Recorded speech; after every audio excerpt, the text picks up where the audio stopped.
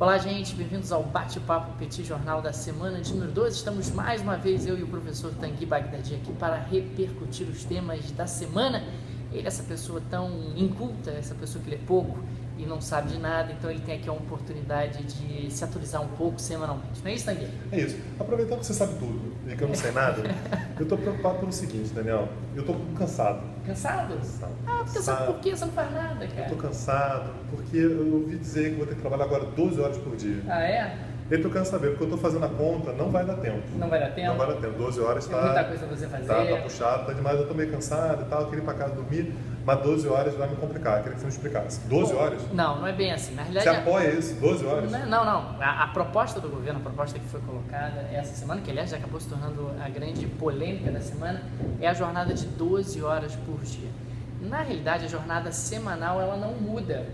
A jornada semanal ela continua sendo o que é hoje, 44 horas por semana, com a possibilidade de 4 horas extras por semana também. Pode parecer estranho para você, você talvez já tenha trabalhado em algum lugar que pratica diferente, mas a pessoa só pode trabalhar, não importa o que aconteça, pela CLT brasileira, 48 horas por semana, ou seja, 44 mais 4 horas extras. Atualmente, você também só pode ficar no trabalho no máximo 10 horas, ou seja, são as 8 horas mais 2 horas extras, sempre sem estourar as 44 mais 4 ao longo de uma semana. O que o governo está propondo é que ao invés de 10 sejam 12. Então, você poderia fazer 8 horas mais 4 horas extras no máximo num único dia. Sem ultrapassar as 48 horas semanais, portanto. Exatamente. Então, em termos de carga horária mensal ou semanal, não mudaria absolutamente nada. Você teria que trabalhar necessariamente menos nos outros dias para compensar essas 12 horas que você trabalhou num dia específico. Segundo o governo, isso seria importante para abarcar algumas categorias e dar um pouco mais de flexibilidade para que essas categorias sejam absorvidas e pela toda a previsibilidade da CLT. Mas, de qualquer maneira, isso significa uma revisão da CLT e você acha que pode vir mais para ele? Olha, uma outra proposta que já foi colocada e está bastante forte é a ideia do surgimento de um segundo contrato de trabalho. Hoje nós temos apenas um contrato de trabalho possível, que é o por jornada. E existiria a possibilidade de um segundo contrato que seria por produtividade ou por carga horária. É para aquele freela. Você teria a possibilidade de contratar um freela pela CLT, né? Alguém para desempenhar uma tarefa específica ou alguém que poderia trabalhar um número de horas específicos para você com uma maior flexibilidade. Segundo o governo, isso seria uma forma de formalizar uma galera que hoje trabalha de maneira informal, porque a CLT não abarca essa possibilidade. Mas essa é uma polêmica interminável, né? Porque é verdade. Mesmo esse freela que vai poder ser contratado, ele teoricamente ele vai ter menos direitos do que as outras pessoas, ele vai ter uma quantidade de direitos menor. Essa é uma discussão que é muito aquecida na Europa, né? Se faz sentido ou não. A França, aliás, mesmo o governo socialista, chegou a fazer algumas modificações na lei trabalhista e gera muita polêmica. Afinal, a França ela tem uma carga horária menor, né? São menos horas trabalhadas por dia, mas ela tem algumas possibilidades de flexibilização para contratos específicos. A Suécia, agora, se não me engano, está fazendo mais ou menos o mesmo movimento. Uma coisa que é muito importante é que quando você tem um país que reduz a carga de trabalho, se isso for acompanhado de um aumento de produtividade, é perfeitamente sustentável. Se você pensar um trabalhador sueco que tem uma produtividade em média 3 vezes superior à do Brasil, significa que com uma carga horária de 6 horas por semana, eles estão até trabalhando mais do que a gente. E o que faz com que a produtividade aumente ou diminua? São muitas coisas, né? Você pode pensar no nível educacional, é sempre um elemento que é levado em consideração, o aspecto cultural, também a oferta de infraestrutura que você tem para trabalhar. Um exemplo bem bobo, se você tem um bom computador, isso aumenta a sua produtividade. Uma boa internet. Uma boa internet aumenta a sua produtividade. Então, é uma quantidade enorme de fatores. Mas, sem dúvida alguma, a reduzir a jornada de trabalho de maneira sustentável é algo que precisa ser acompanhado de aumento de produtividade. Alguns países têm feito isso com sucesso, é o caso da própria Suécia, que tem tido um crescimento sustentado de produtividade, o que não tem acontecido no Brasil nos últimos anos. Né? Agora, uma coisa que me deixou meio preocupado essa semana que foi que aquele menino gordinho, qual é o nome dele, aquele menino gordinho? Quinzinho resolveu jogar uma bomba fazer um testinho. Você sabe que a credibilidade da Coreia do Norte é tão grande que ela diz que faz teste com bomba nuclear e ninguém acredita. Então eu falo assim, não, você fez teste porra nenhuma, não fez teste nada. E aí ela tem que provar que ela fez o teste nuclear, que ela é muito mais malvada do que os outros acham que ela realmente é. E ela prova com abalos sísmicos, né? Então, na verdade, esse é o quinto teste nuclear que ela faz. Nos 2 primeiros, ninguém acreditou que era. E aí, o que o presidente fez foi, ele anunciou a hora que ele ia fazer o teste nuclear. Então, se não estão acreditando em mim, eu vou fazer o teste nuclear na hora tal, no dia tal. E aí foram monitorar e viram que, de fato, na hora teve determinados abalos sísmicos. Da outra vez, ele avisou só depois. Então achavam que ele tinha falado que tinha feito o teste na hora do abalo sísmico, Sim. e aí que era uma trapaça. Mas essa agora foi mais uma vez, e aliás, aquela região ali tá complicada, né? Tá muito complicado. Tá complicado. Então Tá a ficando China aquecida, tipo, tá ficando aquecida. Tá ficando Então, forte. assim, a China tá tirando para tudo que é lado, né?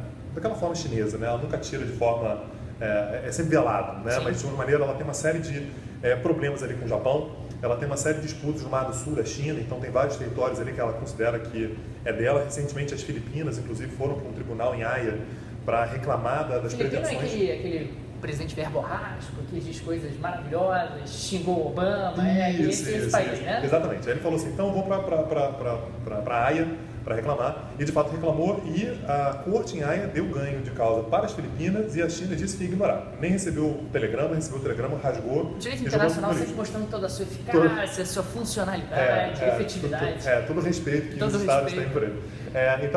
E aí, a Coreia do Norte é um país que ele é marcado por ser um país que é imprevisível, ninguém sabe o que ela vai fazer, e me parece que o único país que ela respeita de fato é a China. Aliás, é o único país que ela tem algum tipo de contato mais contínuo, né? O que a China faz, na verdade, é quase subornar a Coreia do Norte, né? Ela oferece dinheiro, comida, ajuda humanitária, medicamentos e tal, para ver se a Coreia do Norte para de fazer besteira, porque quanto mais besteira ela faz, mais ela torna a região estável, não é bom para a China. Mas ao mesmo tempo a China também pode se colocar um pouco como o único elo de diálogo com o resto do mundo. Então ela também pode se colocar talvez para o Ocidente como, olha como eu sou necessário, né? Porque se não sou eu, ninguém fala com a Coreia do Norte, e o problema norte-coreano poderia ser muito maior do que ele efetivamente é. É verdade, mas eu tenho a impressão que outros países, como os Estados Unidos, por exemplo, já gostariam de já ter resolvido a questão da Coreia do Norte. O que é resolver a questão da Coreia do Norte? Resolver a questão da Coreia do Norte seria dar um jeito de mudar o governo. É basicamente isso. Né? Com o governo que está lá, na verdade com a linhagem que está lá, você não vai resolver nada. Seria mudar o governo, não sabe, sei lá, como que isso poderia ser feito, mas a gente sabe que eles têm meios de fazer, né? De pelo menos pressionar. E eles não conseguem fazer porque a China está sempre lá, não, pode deixar que eu resolvo, pode deixar que eu lido, pode deixar que eu faço e tal. Então, essa situação na Coreia do Norte é uma situação que ela não vai acabar tão cedo. A Coreia do Norte, toda vez que ela precisar de atenção, ela vai fazer teste com mísseis balísticos, como ela fez recentemente, ela vai fazer mais um teste com bombas nucleares. É um país que tem uma condição de vida, né, econômica, social horrorosa, né, das piores do mundo, mas ela consegue se manter recebendo ajuda constantemente porque ela faz chantagem. Né? Então, você precisa me ajudar porque senão eu posso fazer muito pior do que eu faço atualmente. Mas tem uma questão. O que uma coisa que a China poderia oferecer de ajuda para a Coreia do Norte seria sapatos. Sapatos, é verdade. Eu tenho sabido que os sapatos chineses fazem muito sucesso mundo afora. Muito sucesso, impressionante. Inclusive em determinados países que são produtores de sapatos. É verdade. Você tem alguma coisa a dizer sobre isso? Eu tenho a dizer, você viu que Michel Temer esteve na China semana passada para a reunião do G20 e conseguiu... Tinha reunião do G20? Tinha reunião do G20. Ele foi lá para passear, para comprar, não foi não? Não, cara, ele foi lá e comprou um sapato. Veja você, né, cara? Falta um amigo, alguém que diga para ele, não faça isso. Então, não faça isso. Não faz na frente da imprensa. Ou não faz na frente da imprensa. Claro que acabou pegando muito mal, porque o Brasil é um grande produtor e exportador de sapatos e nos últimos anos perdeu uma enormidade de mercado. As nossas exportações diminuíram de maneira muito significativa por conta da concorrência dos sapatos chineses. Quer dizer, você tem um presidente da República que vai ao G20 e resolve comprar um sapato chinês, ele passa uma mensagem toda errada. Isso no segundo dia de mandato? Sim, foi mandato oficial. Eu fico imaginando o tamanho da popularidade que ele tem na região de Franca nesse momento, no interior de São Também Paulo. no sul do Brasil, né, que é um polo extremamente forte na produção de sapatos, principalmente sapatos mais sofisticados e mais finos. Cara, você não pode comprar um sapato da China, né? Quer dizer, faltou um amigo para dizer para ele, presidente, não, presidente. Ele comprou brinquedos também, que também é uma indústria forte no Brasil, né? Sim, comprou brinquedos para Michelzinho ganhou alguns brinquedos oriundos da China. E ele também tem aí um outro ponto bem sensível dentro da indústria brasileira que sofre uma forte concorrência dos produtos chineses. Então, faltou um amigo, faltou alguém realmente para dar um conselho para o presidente e dizer, não tem faça coisa que você não precisa de amigo para te falar, né? É verdade. Tem coisas que você não precisa. Tem coisas que precisa e pelos vistos faltou um amigo para orientá-lo, um assessor para orientá-lo, né? E isso, na verdade, inclusive condiz com o momento da política externa que ele está vivendo, né? Fala-se muito sobre a política externa do Temer já há algum tempo, como é que vai ser, ele botou o Serra lá, o Serra distribuiu cotovelada para todo mundo e tudo. Bem diplomático, inclusive. Mas até agora parecia meio que quase como um rascunho. Não era política externa ainda, né? Ele não tinha assumido. A presidente Dilma ainda era uma presidente afastada, ele ainda era presidente interino. Não podia fazer nada de mais forte. Então era muita imagem, né? Era muito a forma como ele se colocava. E agora começou para valer. E ele tem muito pouco tempo para provar quais são as mudanças que ele quer fazer e tudo. E ele, por mais que ele tenha parecido um pouco isolado nessa reunião do G20, né, ele não se enturmou tanto ainda. Na semana passada a gente falou, por exemplo, sobre a foto, né, uma foto esquisita ali, ele parecia muito deslocado pro canto e tudo. Ele recebeu algumas sinalizações que podem parecer muito pontuais, mas são importantes para ele, né? Uma delas foi da Espanha.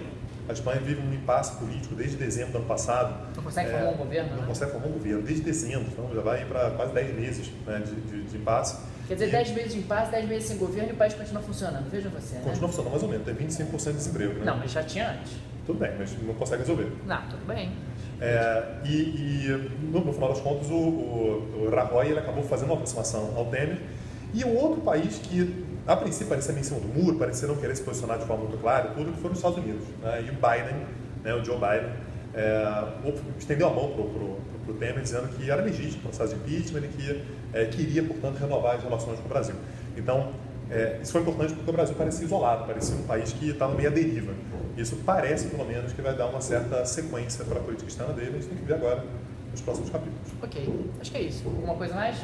Obrigado, gente. Até lá. Um abraço. Tchau.